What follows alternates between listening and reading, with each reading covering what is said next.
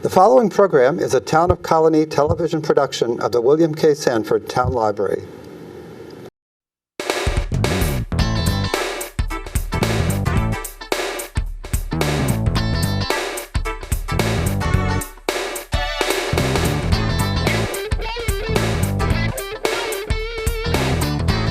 Hello and welcome to The Money Factor. I'm Richard Naylor, your host. Today's topic is craft beer. This is the second program we've done on this topic.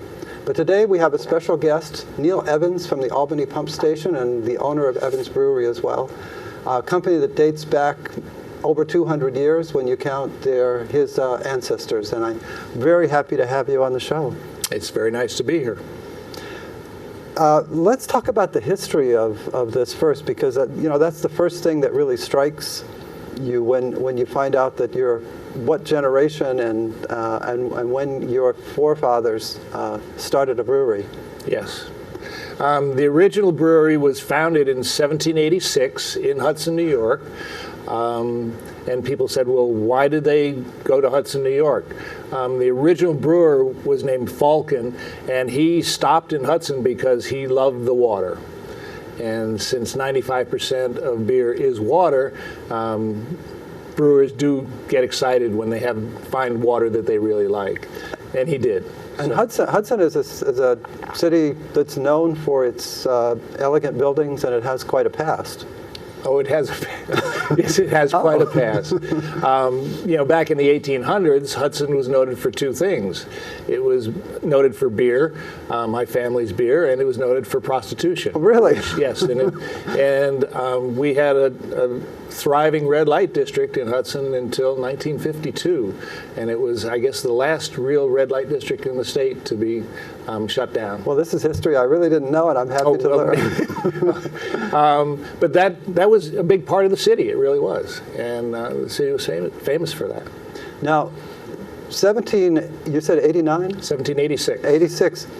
That kind of really boggles the mind, because you're thinking, okay, we had a revolution here in 1776. Yep. And so it gives you a sense of the life and the vibrancy that was here. It wasn't just a civil war. It wasn't just a revolutionary war. There were people living just like today and developing products and selling. And I think that's really a wonderful thing about going back that far and learning something about a basic part of life. Yes, I mean, even in Hudson, New York in 1786, there were 3 breweries.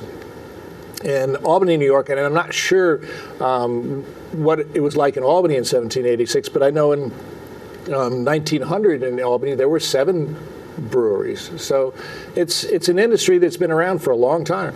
So let's take us through that a little bit.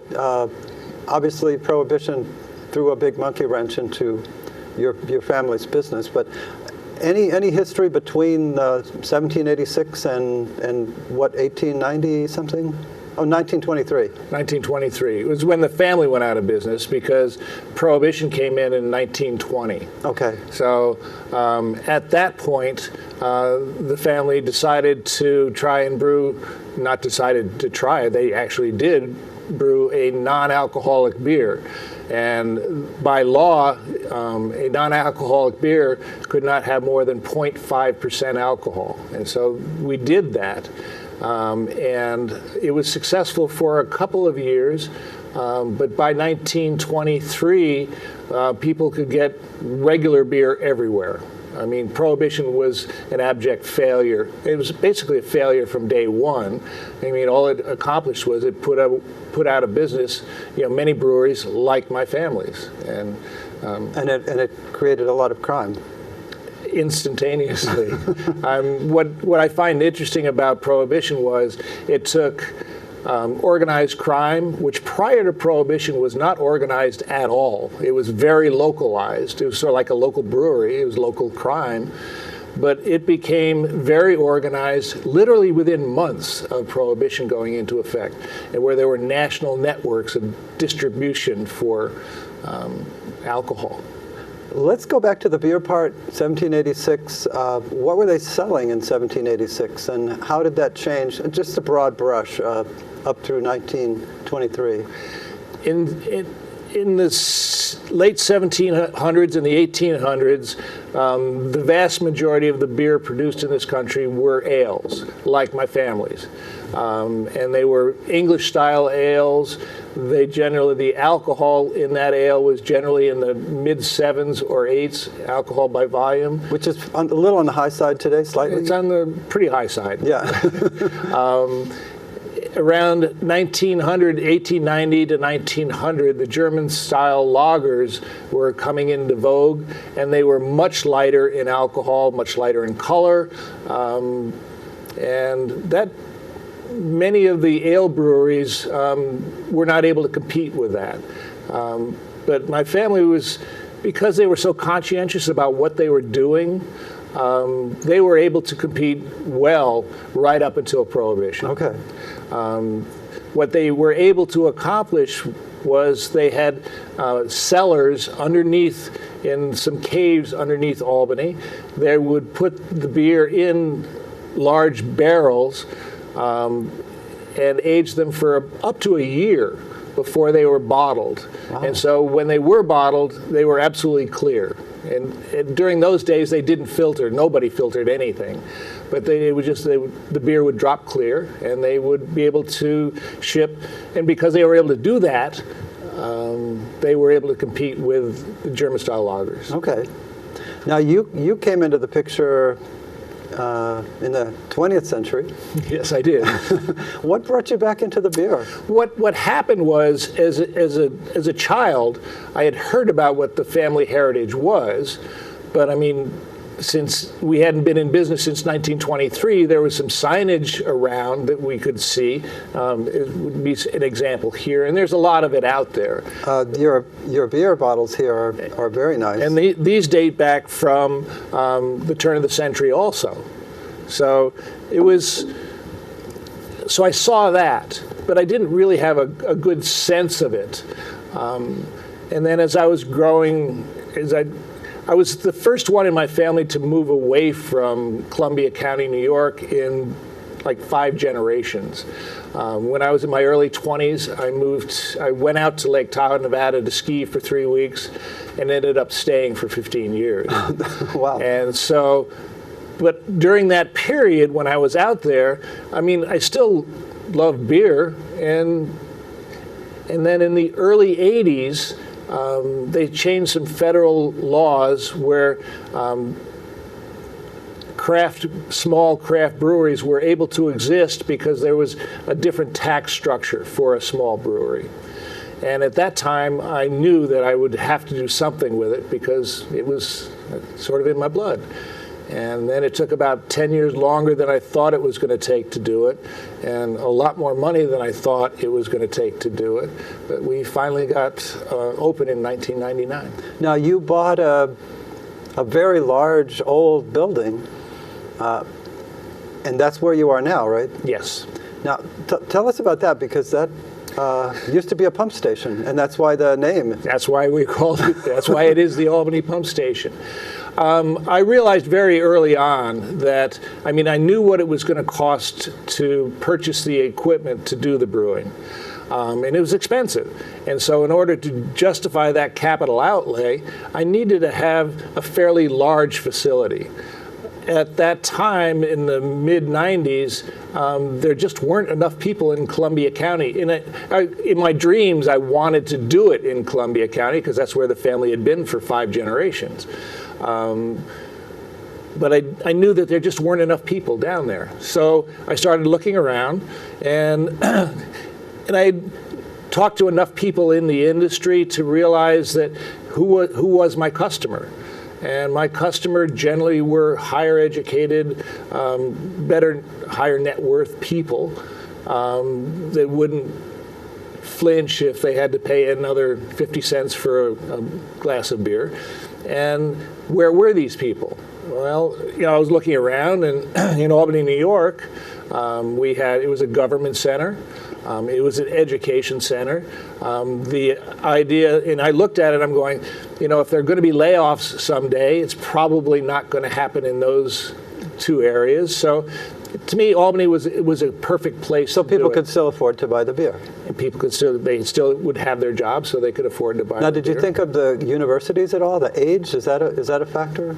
Or does the love of craft beer go just from teen to 90, I guess?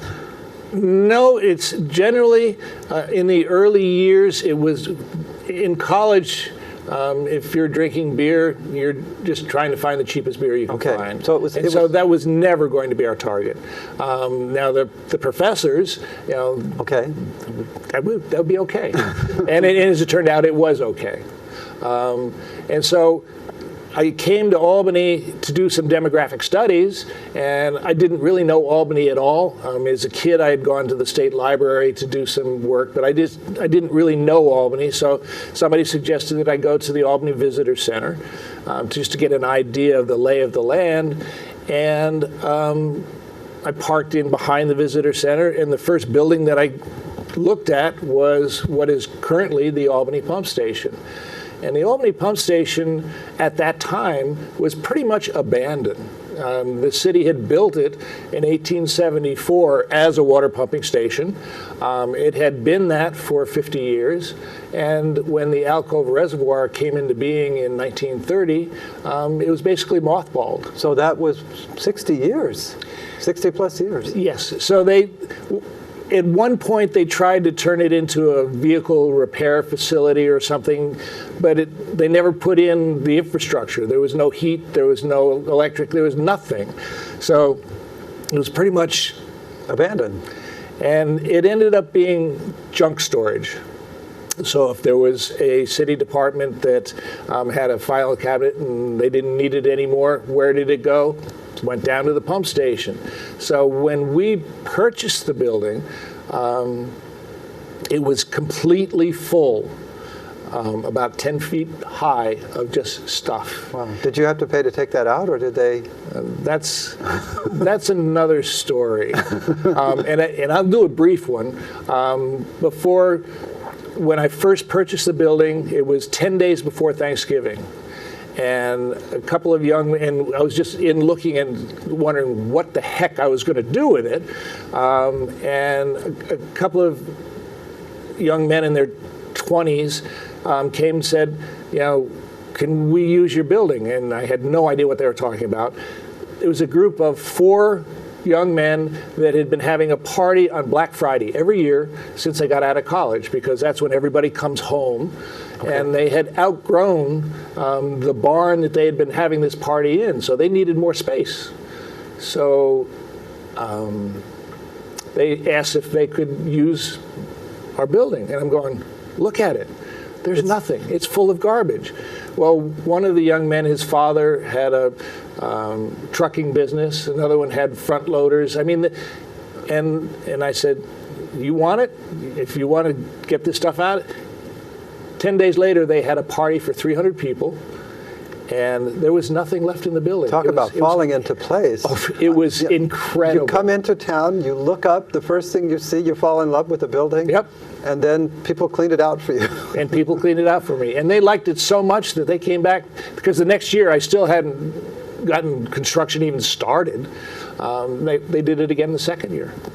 So how long did it take to get this turned into, let's go into that story a little, turned into a brewery? Well, once I had possession of the building, it was 18 months. That's not bad considering what you just described. It must have seemed long. It was, well, because I ran out of money in about 12 months. But, so it was a long 18 months. Okay. And I ended up having to be the construction manager myself because I couldn't afford one. And it's not something that I'd ever done before. So that was a challenge. Wow, and a very unusual building in addition. So it seems like you almost needed an engineer, but you did it yourself. We got lucky in many respects. We were told that we would have to replace the roof, and that would have been $1 million project by itself, because there were holes in the original slate. So that slate dated back from 1874. And as it turns out, the holes that were there had happened because of ice freeze and thaw. The actual structure itself was still very sound. And we found a gentleman who said, no, I can repair that. And so rather than replacing it, we repaired it, and that roof is still there, and it'll be there for another 100 years. Wow. Now you're setting yourself up for business. You have a history. You have generations of people who had brewed beer. I don't know what you knew at that time, but how did you then turn it into what you have now? I had no background in the food business, in the restaurant business. I had no background in the beer business. My background, when I was living in Lake Tahoe, I worked in the casinos. So the only thing that I had was a lot of customer contact, and I was comfortable with that. When I was working in the casino industry, I was always comfortable with my customers. So I'm going, well, if I can do that, then what I've got to do is to figure out the beer and figure out the restaurant, and then everything will take care of itself. So I went ahead and became a home brewer because I wanted to learn about it. Okay. Just to learn about the process. I didn't really at that time think that I was going to do anything more about learn about the process. And as it turns out, I fell in love with brewing. And rather than just brewing 1 or 2 batches of beer, I brewed a lot for about 3 years. Now, did you brew a lot of different kinds? Yes, I was all over the map. So you were an experimental chef in a way. Yes, I was.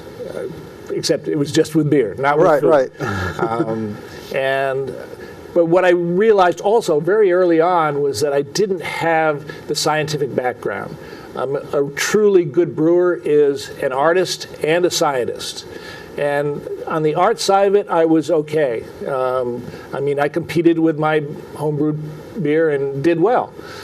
But I also realized that when I was brewing 5 gallons at a time, if I made a mistake and I went, oh, that's not very good, I could just dump it down the drain. Once you get into the commercial end of it, and you're brewing 300 or 500 gallons at a time, you don't want to be throwing it away. So I needed somebody that knew what they were doing on the scientific end of it. And I was able to hire that person. Awesome. In the original business plan, I was going to spend 50% of my time in the brewery, 50% of my time in the restaurant, because the beer was what I had the passion for. The restaurant came because I realized very early on that the best margin that I would ever have in selling my product is if I sold it in-house. If you put it in kegs or put it in bottles and send it out the door, then all of a sudden the margins are not nearly as good. Right, you've got other costs. Many costs, and many other people to deal with. So I decided that I would do that. So, but in the original business plan, 50% and 50%. As it turns out, I have 65 employees, 63 of whom work in the restaurant. So where do I spend all of my time? Still. Where you wanted? I'm in the restaurant. Oh, you're in the restaurant. Oh, no, I don't spend any time in the brewery. Okay. I haven't, in the early years, I would still try and brew a couple of times a year, and it's been a while. So that fits, though, because you're with your customer, and that's where you always felt comfortable, as you said. But I also had the passion for the brewing, so that didn't work out like I had hoped it would, but it's the way it is. So now you have a successful restaurant. I've enjoyed eating there. I know a lot of people do. It's always crowded when I go. We're doing well. Now, when you make the beer, where do you get your ingredients? Do you buy malt and hops and barley from farmers, or? No, until probably 5 years ago, there were no hops being grown in New York State. In the year 1900, New York State was the highest hop producing state in the country. And because of a number of factors, there was a blight that hit the industry, and it literally wiped out that industry in this state. By the time Prohibition came in, there were no hops in New York State. They realized after that the Yakima Valley in Washington State had a perfect climate for growing hops, and so ever since Prohibition, virtually 100% of the hops in this country have been grown in Washington State. Interesting. In that one valley. Right. So, but in the past couple of years, New York State is trying to restart their hop industry, and we currently have a beer on that was all of the aroma hops in that beer were grown at the Indian Ladder Farm. Okay, right. And within a year or two, we hope to be able to have not only the hops from the Indian Ladder Farm, but they're also growing barley. And once that barley is malted, we want to be able to use that also. So we're very much looking forward to that. So I had said something incorrect before. I said, where do you get your malt? But actually, it comes from the barley. Malt, absolutely. It all comes from barley, and malt can be other grains also, other than barley. The vast majority of the beers that we brew with barley exclusively. But you can also do it with wheat. We do brew Hefeweizens. It's wheat based. Right. So there are other grains that you can use. Now, craft beer, for the little I know, I know what I like to drink, but in terms of how you make it, I understand that there are adjuncts that you said I should call it. Yes. That are added to beer, which is what makes somewhat the craft beer movement artistic, where you really have to put, almost like perfume or something, where you have to put ingredients together. Yes. How do you think about that? By talking to people.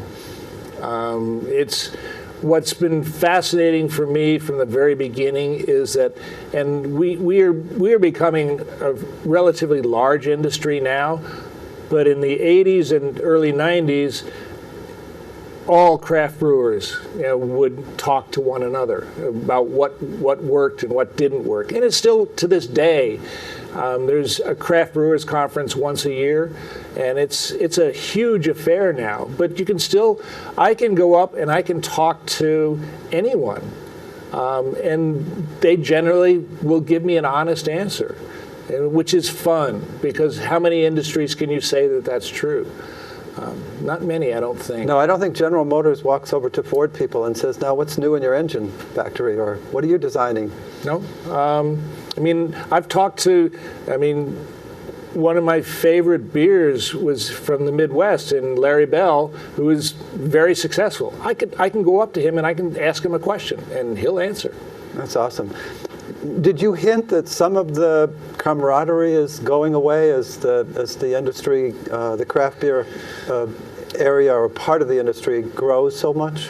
It's still there. Still there? It maybe is not at the same level that it was 15 years ago, but it is still there. Because there must have been a tremendous excitement, and probably still is, because people still talk about it as a growth area. I know from a previous show that craft beers have grown something like 17% last year, while the entire beer consumption went down. Yes. So that's taking market. It's been that way for the last 15 years. Wow. I mean, I can remember when we first opened, and people were telling me, I don't know, you might have gotten into this a little late, because it's probably going to be going down. And I'm going, no, I don't think that's going to be the case. And every year since, somebody is going to say that same thing. I love to use as an example. When I was doing my original business plan, I went up to Portland, Oregon, because in the Northwest, that was probably the first area of the country where craft beer really took hold. And at that time in Portland, Oregon, which has about the same demographics as Albany, New York, there were 5 brew pubs in downtown Portland that you could walk from one to another. Well, 15 years later, those 5 brew pubs are still there. But not only are they still there, within the city limits of Portland, there are 50 microbreweries.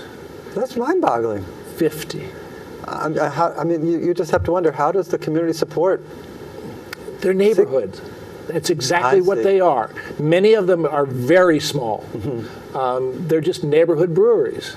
And I also remember when I came to Albany, there was one other brew pub open, and people said, well, I don't know whether there's room for another brewery. And I'm going, you know what?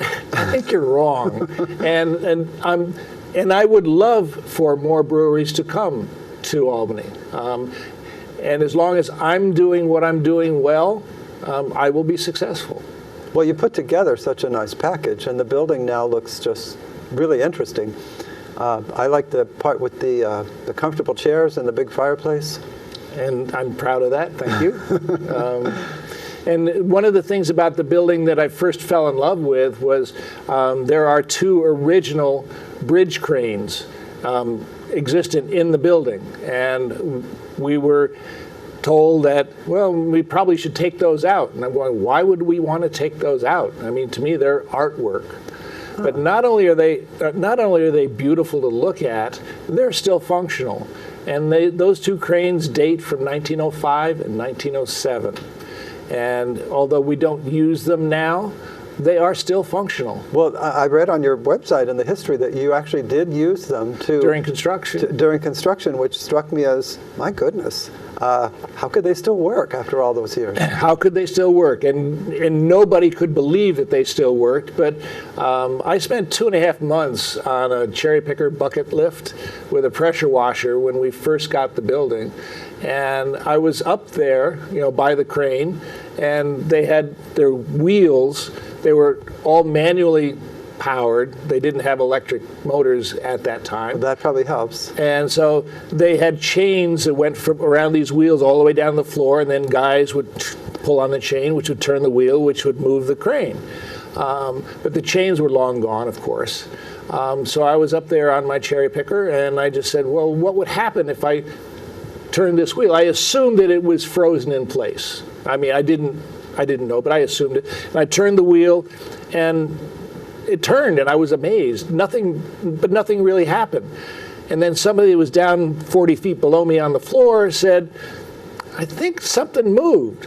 And they said, what? And I looked down, and the hook, which was 30 feet below me, was vibrating a little bit. And so come to find out, it took 10 revolutions of that wheel that I was turning to move the hook 1 inch. There's your engineering. And there was the engineering. And I was so excited. I was almost in tears. But once we realized that they in fact still were functional, we did use them. So the crane that is currently in our dining room was used to set every single one of our tanks up on the mezzanine level. That's fantastic. It was fun. There's so many things to talk about, but I want to make sure we touch on a couple other ones. The distribution of beer, from my little research that I've done before the show, has been quite a journey for craft beer makers.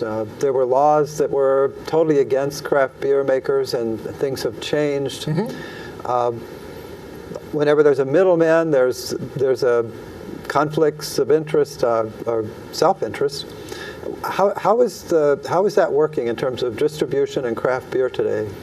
For people like me, I do self-distribution, so I don't have that problem. Okay. Has that been an issue? It has absolutely been an issue.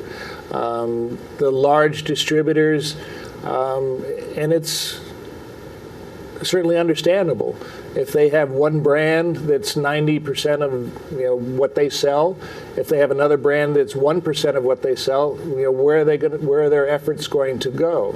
It's going to go to the one that's the majority of their sales. That has been changing slowly. And there are now distributors out there that deal mainly with craft beer. And I assume that 1% is now not, the percentages must have changed in the meantime. Yes, they have. Yes. And not to your disadvantage. No, to our advantage. Yeah. And every year, our percentage of the craft beer industry goes up every year. Great. And has for 20 years. So that's good to hear. The other point was in legislation. Are there any issues today relative to what you do in craft beer that are current where craft beer people are trying to change something? I know with wine there are all kinds of problems with out of state and in state and. And we basically have those similar issues in the industry, and I'm probably not the one to really address them because I do self-distribution. I don't really worry about, I don't want my beer to be in New Jersey necessarily because I don't produce enough. How about taxes? Are there any extra taxes on? Oh, yes. Okay. Oh, yes. And what allowed the industry to start up back in the early 80s, and actually one of the earliest people in the craft beer movement is still living in Albany, New York, is Bill Newman, who did Albany Amber Ale in the early 80s. I think he was one of the first 5 in the country to do it. So Albany has a history, and it's a good one. Well, yeah, and we go back in the Dutch time, so way back. We do have history, and I think there's so many hidden things that are fascinating. Let's do one other thing. What's the future? Should we look for different foods? Should we look for new beers? Any plans in terms of? We have new beers every month. Okay. We will do up to 50 different beers a year, and that is fun. That really is fun. And do you get to take part in that at all? Do you taste or what? How can you get involved? As often as I can. So, yes. But I do depend. I have 2 brewers, and I depend on them. And they have their ear to the industry more than I do now because that's what they do every day. And so I do depend on them. Yeah, I've been to your place a number of times. I've never had a problem parking. But I've had problems. Well, I guess sometimes that's always the challenge in Albany. Right. Well, that's a good challenge to have, right? Now, when we first opened, there were literally right behind our building or at our front door, we had 600 car parking lot. Oh, yeah, that big concrete thing. Is that what you mean? No, that wasn't there. That wasn't there. That wasn't. There were a lot of things that weren't there. The DEC building wasn't there. 677 wasn't there. Progressive wasn't there. The Dormitory Authority wasn't there. When we moved in, when we opened in 1999, we were sort of an island. We really were. But what we did have, and I knew that it was going to be a really big plus for us, was that we had a 600-car parking lot. Well, since then, when they built the Progressive building, they took, 250 parking places. So the parking lot has gotten smaller and smaller and smaller. Okay. But we still have parking, right? Which is, in any city, is of great value. And I guess I was really looking at the area before with my question that area seems to be developing really nicely. There's still that big warehouse that we all wish could be put away to the moon or something, but the area is much nicer. And what's interesting about that warehouse, and I wasn't here when they actually tore down the Schaefer Brewery, but I'm told that they were going to blow it up like they blew up the Wellington, and they blew it up and nothing happened. It must be built like Fort Knox. And that's exactly what it was. And so that warehouse that you're talking about is the same thing. The walls are 8 feet thick. So to take that thing down would be a massive undertaking. We all want to see it disappear, everybody. Right. But the warehouse district in general, that area, which now has four beer bars in it in the last 5 years, and soon I'm sure there will be the housing to go along with it. So it's all very, very positive. The city's looking better. City is continuing to look better, and with more housing, and that's, in my mind, that is the key. Because cities that we really like are cities that you can walk in, cities that you can walk to. Your pub, cities you can walk to your dry cleaner, cities that you can get some groceries, that you can everything is, if it's walking, then it's fun. And I think that feeds into the suburbs also, because I may live in the suburbs, but I want to be able to go to Capitol Rep and then go over to the pump house and have a beer, maybe a sandwich, and I want to feel safe. And the more people there and the more people walking, the better it feels to me. Yes. What I did also find interesting when I was first looking at the building, and I knew then that I was going to need money, and I was talking to a banker, and he was from Hudson, and so he said, well, I'll come up and take a look at this building that you want me to give you money for, but what am I going to do with my car? Because I'm afraid that it's going to get destroyed. And I said, come on up, take a look. And at that time, and this is a building that had been virtually abandoned for 20 or 30 years, the windows weren't broken. There was no graffiti on the building. And I'm going, take a look. And he went, wow. And to this day, is there some crime in Albany? Yes, but not down where we are. And the word warehouse comes to me. That's not a crime. It doesn't come with crime. A warehouse district, right? No. That's just, it wasn't built up. It wasn't full of nice places to go have a drink. Nope. So it's been fun to watch it grow. So I really want to thank you for being on the show. It's been a lot of fun. It's a lively part of our state right now. The craft beer movement is I agree with you. An exciting thing, and New York's not looking so bad. New York is looking up. Thank you, Neil. Thank you, Richard. And I want to thank you for watching. I hope you enjoyed the show, that you tune in again next time, and you have a great week. Take care.